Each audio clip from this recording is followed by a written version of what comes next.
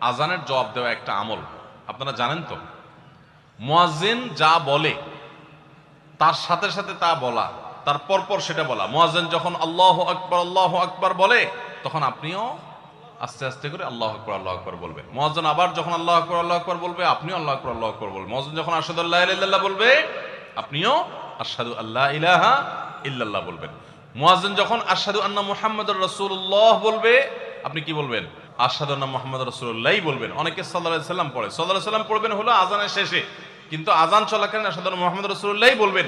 সহিহ মুসলিমের আযানের জবাব দেওয়ার অধ্যায়ে পরিষ্কারভাবে নবী সাল্লাল্লাহু আলাইহি ওয়াসাল্লাম শিক্ষা দিয়েছেন। ইমাম মুয়াজ্জিন যখন বলবে, ইযা ক্বালা আশহাদু আন্না মুহাম্মাদুর রাসূলুল্লাহ ফাকুলু আশহাদু আন্না মুহাম্মাদুর রাসূলুল্লাহ, তখন আমরা আশহাদু আন্না মুহাম্মাদুর রাসূলুল্লাহ বলবো। এরপর হাইয়া আলাস সালাহ হাইয়া আল ফালাহ যখন বলবে, তখন লা হাওলা ওয়ালা কুওয়াতা ইল্লা বলবো। এরপর আল্লাহু আকবার বললে তাই বলবো, লা ইলাহা ইল্লাল্লাহ বলার সময় তাই বলবো। তারপরে আযানের জবাব দেবো, দুরূদ পড়বো, দোয়া পড়বো।